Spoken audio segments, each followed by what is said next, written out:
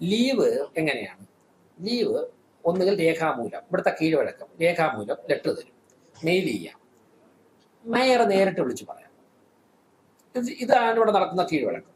ഈ കീഴ്വഴക്കം അനുസരിച്ച് ഈ മൂന്നിൽ എന്തെങ്കിലും ചെയ്യുന്ന ആൾക്കാർ ലീവാണെന്ന് ഞങ്ങൾ കൗൺസിലിൽ പറയും. അങ്ങനെ പറഞ്ഞാണില്ല.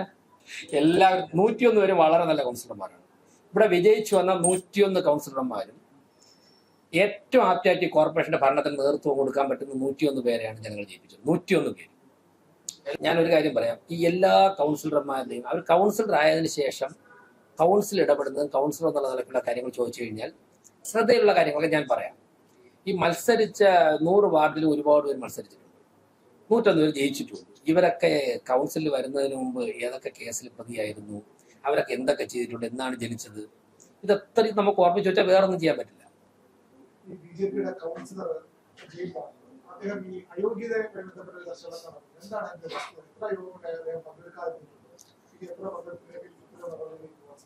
അതൊക്കെ നിയമത്തിൽ പറയുന്നുണ്ടല്ലോ, നിയമത്തിൽ കൃത്യമായിട്ട് പറയുന്നുണ്ട്. ഈ വാർത്തകൾ വരുന്ന ഞാനൊരു കാര്യം പറയാം, അതായത് അടുത്ത യോഗം വരട്ടെ, നിങ്ങൾ നോക്കിക്കോളൂ. ഇതുവരെ ഇല്ല. ഇത് ഇപ്പൊ റിമാൻഡിലായതിനു ശേഷം ഇതുവരെ ചെയ്തിട്ടില്ല.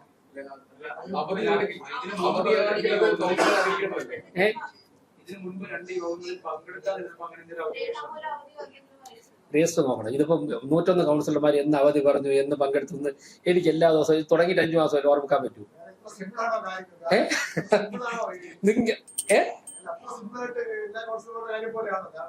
ഞാൻ പറഞ്ഞത് ഞാൻ പറയട്ടെ, സത്യത്തിൽ ഞാൻ ആ രജിസ്റ്റർ എല്ലാ ദിവസവും നോക്കേണ്ട ആവശ്യമില്ല. അതൊക്കെ ഉദ്യോഗസ്ഥരാണ് നിരീക്ഷിക്കുന്നത്, നോക്കേണ്ടത്. ഇപ്പൊ ആരെങ്കിലും അവധി അറിയിച്ചിട്ടുണ്ടെങ്കിൽ നിങ്ങൾക്ക് മാധ്യമപ്രവർത്തകർ എന്ന് വരുന്നവരല്ലേ.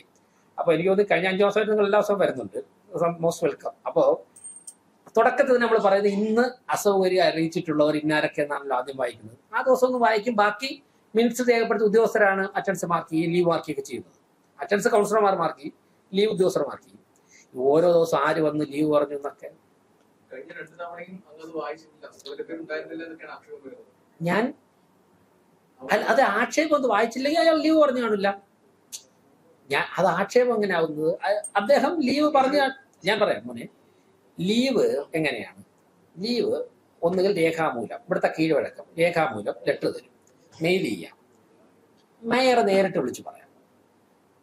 ഇതാണ് ഇവിടെ നടക്കുന്ന കീഴ്വഴക്കം. ഈ കീഴ്വഴക്കം അനുസരിച്ച് ഈ മൂന്നിൽ എന്തെങ്കിലും ചെയ്യുന്ന ആൾക്കാർ ലീവാണെന്ന് ഞങ്ങൾ കൗൺസിലിൽ പറയും. അങ്ങനെ പറഞ്ഞാണില്ല. അല്ല, അതപ്പോൾ വരട്ട് നോക്കാന്നേ.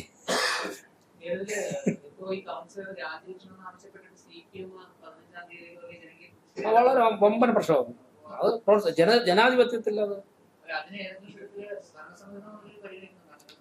എല്ലാ ജനാധിപത്യത്തിൽ ഒരുപാട് സമരം നടത്തിയ ആൾക്കാരാണ് ഞങ്ങളൊക്കെ. അപ്പൊ ജനാധിപത്യത്തിൽ നടത്തുന്ന എല്ലാ ഇടപെടലിനെയും സ്വാഗതം ചെയ്യുന്ന ആളാണ്.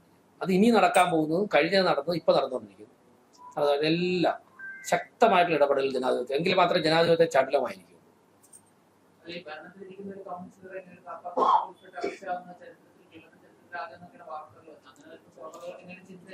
ഞാൻ ആ വാർത്തകളൊന്നും കണ്ടില്ല. വാർത്തകൾ ഇങ്ങനെ പലതും വരും. ഞാനിപ്പോ രാവിലെ വന്നിട്ട് ഈ സുരക്ഷാ പ്രശ്നം നോക്കിക്കൊണ്ടിരിക്കുന്നു.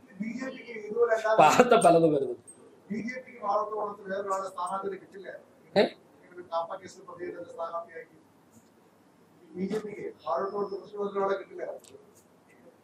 എല്ലാവരും 101 പേരും വളരെ നല്ല കൗൺസിലർമാരാണ്. ഇവിടെ വിജയിച്ചു വന്ന 101 കൗൺസിലർമാരും ഏറ്റവും ആപ്റ്റായിട്ട് കോർപ്പറേഷന്റെ ഭരണത്തിന് നേതൃത്വം കൊടുക്കാൻ പറ്റുന്ന 101 പേരെയാണ് ജനങ്ങൾ ജയിപ്പിച്ചത്. 101 പേര് എല്ലാം ഏറ്റവും മിടുമിടുക്കരായ ജനപ്രതിനിധികളാണ് തിരുവനന്തപുരം കോർപ്പറേഷൻ 101 പേര് എന്നുള്ളതാണ് മേയർ എന്നുള്ളത് എന്റെ അഭിപ്രായം. അവർ ഭംഗിയായിട്ട് അവരുടെ വാർഡുകൾ നോക്കുന്നുണ്ട്, വികസന കാര്യങ്ങൾ പൂർണ്ണ പിന്തുടരുന്നുണ്ട്. ഭരണപക്ഷ കൗൺസിലർമാർ ഭരണപക്ഷം എന്നുള്ളതിലേക്ക്, പ്രതിപക്ഷ കൗൺസിലർമാർ പ്രതിപക്ഷം എന്നുള്ളതിലേക്ക് ശക്തമായിട്ട് ജനാധിപത്യ പ്രക്രിയയിൽ ഇടപെടുന്നുണ്ട്. ചടുലമായിട്ട് ഭരണം മുന്നോട്ട് പോകുന്നുണ്ട്. അവരുടെ വേറെ എന്തെങ്കിലും ഇതുമായിട്ട് ബന്ധം? സ്വാഭാവികമായിട്ടും ഒരു മേയറിന്റെ ഉത്തരവാദിത്തമാണ് ഈ ഭരണസമിതികൾ. അത് 101 കൗൺസിലർമാർക്ക് ആർക്ക് അങ്ങനെ ഒരു ബുദ്ധിമുട്ടുണ്ട് കഴിഞ്ഞാൽ മേയർ അക്കാര്യം മേയറുടെ ഉത്തരവാദിത്തം നിർവഹിക്കും. 101 കൗൺസിലർമാരിൽ ആർക്ക് അത്തരത്തിലൊരു സിറ്റുവേഷൻ വന്നാലും മേയർ എന്നുള്ള നിലയ്ക്ക് എന്റെ ഉത്തരവാദിത്തമാണ് എന്നുള്ളതാണ് എന്റെ ബോധ്യം. അത് നമ്മൾ നിർവഹിക്കും. ഞാനിപ്പോൾ 101 കൗൺസിലർമാരെ വീട്ടിൽ പോകുന്നുണ്ടല്ലോ, 100 പേരുടെ പോയി തുടങ്ങിയല്ലോ. അല്ല 4-5 പേരുടെ വീട്ടിൽ പോയി, ഇത് സമയം കിട്ടുന്നതനുസരിച്ച് 100 പേരുടെയും. ഇപ്പോൾ ഹാർബർ വാർഡിൽ പോയിരുന്നു, അഫ്സയുടെ വാർഡിൽ പോയിരുന്നു, സുധീഷിന്റെ വാർഡിൽ പൗണ്ടോടോ സ്വതന്ത്ര കൗൺസിലറുടെ വീട്ടിൽ പോയിരുന്നു. അങ്ങനെ 101 പേര്. അപ്പൊ അവരുടെ വ്യക്തിപരമായും മേയർ എന്നുള്ള നിലയ്ക്ക് ഇടപെടേണ്ട കാര്യങ്ങൾ ഇടപെടും. അങ്ങനെ ഇടപെടണ്ടേ വേണ്ടേ? ഒരു മീറ്റിംഗ് കൂടെ ഉണ്ടാവും. വേറെ എന്തെങ്കിലും ഇവിടെ എന്താ ചോദിച്ചില്ല കുട്ടി? ആ കുട്ടി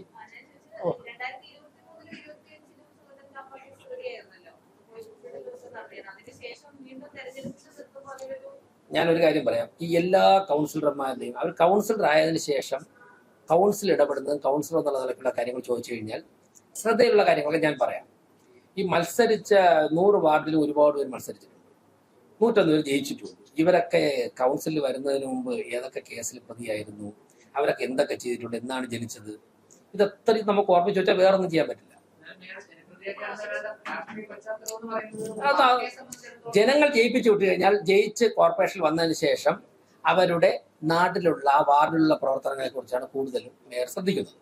ഓരോരുത്തരും അതിന് മുൻപ് എന്ത് പ്രവർത്തിച്ചു, അതിന് ശേഷം അല്ല, അതിന് അവരുടെ പശ്ചാത്തലം, അത് നമുക്ക് അതിന് അങ്ങനെ ആവശ്യമില്ല. ഞാൻ പറയുന്നത് ഇതുമായിട്ട് ബന്ധപ്പെട്ട് ഞാൻ എല്ലാ കാര്യങ്ങളും 2 തവണ ഒരു വിഷയത്തിൽ തന്നെ ഒരേ ദിവസം 2 തവണ ഞാൻ നിങ്ങളെ കണ്ടു. ഈ അഡീഷണൽ ആയിട്ടുള്ള പുതിയ ചോദ്യങ്ങൾ ചോദിച്ചുകൊണ്ട് ഞാൻ പറഞ്ഞു, ഇതൊക്കെ നേരത്തെ മറുപടി പറഞ്ഞു, ഇതൊക്കെ കഴിഞ്ഞു. അത് പറയാനുള്ളത് 2 തവണയായിട്ട് പറഞ്ഞു കഴിഞ്ഞു. ഇന്ന് പിന്നെ നിങ്ങൾ ഞാൻ ഒന്നും പറയാതെ പോകുന്നത് ശരിയല്ലെന്ന് ചോദിച്ചു. ബാക്കി കാര്യങ്ങൾ നിയമപരമായിട്ട് പറഞ്ഞു, ബാക്കി നമുക്ക് നോക്കാം. ഇനിയും കിടക്കയില്ലേ 4.5 വർഷം, ഒരുപാട് കാര്യങ്ങൾ പറയാനുണ്ടല്ലോ. ഓക്കെ, നമസ്തേ. സുരക്ഷാ പ്രശ്നങ്ങളൊന്നും കാര്യമായിട്ട് നോക്കണേ.